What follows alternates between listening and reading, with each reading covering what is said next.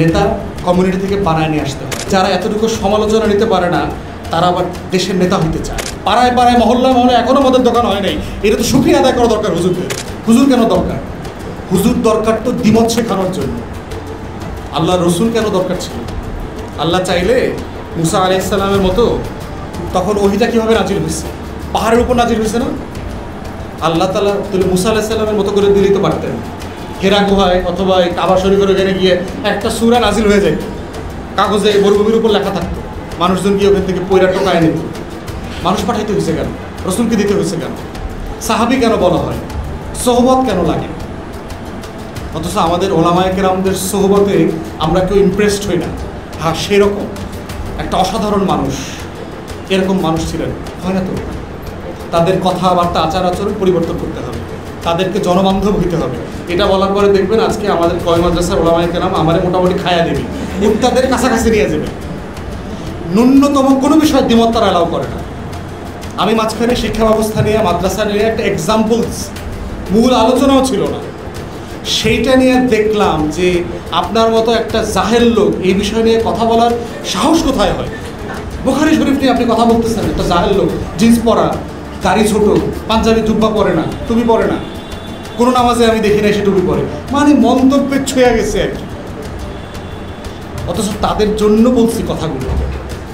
এখন আপনি যারা এতটুকু সমালোচনা নিতে পারে না তারা আবার দেশের নেতা হইতে চায়। তাদের নাম হইল ইমাম, তারা নিজেদেরকে নিজেদের ইমাম মনে করে, কিন্তু এলাকার কমিউনিটির কোনো লোক তার নেতা মনে করে না। লজ্জার ব্যাপার তো, লজ্জার ব্যাপার না যে আপনি আপনার ইমাম বলতেছেন, আপনারা কেউ ইমাম মনে করে না।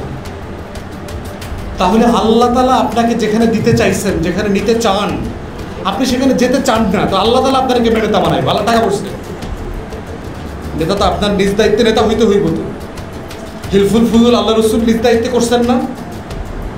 না আল্লাহ তাআলা ফেরেশতা দিয়ে করাইছে? ফেরেশতা দিয়ে করেন, উনি নিজে করছেন তো নিজে করছেন, তো এই জন্য তো নেতা হয়েছেন। নেতা কমিউনিটি থেকে বানায় নিয়ে আসতে হয়। এই জন্য আমাদের ওলামায়ে কেরামরা নিশ্চিন্তে দিনের অনেক খেদমত করে যাচ্ছেন, আল্লাহর কাছে তারা পুরস্কার পাবেন, কিন্তু দুনিয়াতে কিছু পাবেন না, কারণ দুনিয়ার জন্য তারা আসলে কিছু করেন না। কোনো ওলামায়ে কেরামের কাছ থেকে শুনি না দেশের অর্থনীতির অবস্থা কী।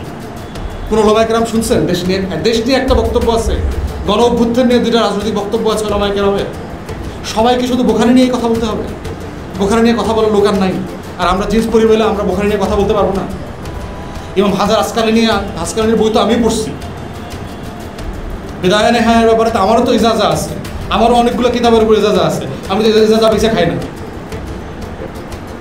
এবং এত বড় বড় ওলামায়ে কেরামের কাছ থেকে আমার ইজাজা আছে, যে সকল ওলামায়ে কেরামের নামও জানে না এইসব হুজুররা। সারা দুনিয়ার এত বড় বড় ওলামায়ে কেরামদের কাছে লেখাপড়া করছি। এই জন্য হচ্ছে ওলামায়ে কেরামদেরকে অনেক অনেক বাস্তবে আসতে হবে। তারা দুনিয়াতে কেমন যেন থাকে না, তার সাথে কথা বললে মনে হয় ওনারা দুনিয়ায় থাকেন না, দুনিয়ার ভাষায় কথা বলেন না, দুনিয়ার মানুষের মতো করে খুতবা দিতে পারেন না। অথচ আমরা বাহিরে থাকার কারণে এত ভালো ভালো খুতবা শুনছি। যদি ভালো খতিব থাকে একটা মসজিদে, ভালো তাফসির হয় হাদিসের এবং কোরআনের, 1-2 বছরের ভিতরে ওই মহল্লার চেহারা পরিবর্তন হয়ে যেতে পারে। কারণ মানুষের যে সম্মান, এই মানুষগুলো নিয়ে, এই সম্মানগুলো নিয়ে তারা হতাশ হয়ে প্রতিদিন খুব ঢিলা ঢালা হয়ে মসজিদ থেকে বাইরে হয়, নামাজের পর পরে মোনাজাত শরীর হয় না, বাইরে হয়ে যায়। কারণ তার কোনো আকর্ষণ তৈরি হয় না। এখানে মহিলাদেরকে, দেশের 50% মানুষকে মসজিদ থেকে আলাদা করে রাখছে। অথচ ওই মহিলারা বাসায় বসে হিন্দি সিরিয়াল দেখতেছে। মসজিদে আসতে দিব না, বাসায় বসে তুমি হিন্দি সিনেমা দেখো, কোনো সমস্যা নাই, কিন্তু মসজিদে তোমার আসতে দিব না। যত দুর্বল ফতোয়া আছে, যত দুর্বল দলিল আছে, এগুলো দিয়ে করতেছে। অথচ আল্লাহ রসুলের পিছনে হাজার হাজার মহিলারা নামাজ পড়ছে, যুদ্ধও করছে। তাহলে এই যে মহিলাদেরকে আপনি পুরো সিস্টেম থেকে আলাদা করে রাখছেন, তাদেরকে আশা করতেছেন তারা হিজাব করে না কেন? আপনার মেয়ে কেন জিন্সের প্যান্ট পরে হাঁটে? আর জিন্সের প্যান্টে পরে হাঁটবে না কেন? ও যে ন্যাংটা হয়ে হাঁটতেছে না, ও যে স্কার্ট পরে হাঁটে না, পাড়ায় পাড়ায় মহল্লায় মহল্লায় এখনও মদের দোকান হয় নাই, এটা তো শুকরিয়া আদায় করা দরকার হুজুরদের। তাদের 2 আনার কোনো অবদান নাই এখানে। আপনি তো ওকে তৈরি করেন নাই, আপনি তাকে তৈরি করেন নাই, কিন্তু আশা করতেছেন সে আয়েশা খাদিজা হবে। আল্লাহ আমার মেয়েদেরকে আয়েশা খাদিজা বানায় দাও, আল্লাহর টাকা পড়ছে।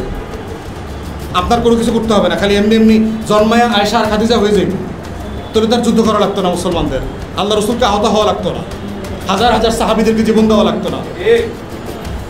তাহলে ওলামায়ে কেরামদের হিউজ রেসপন্সিবিলিটি আছে।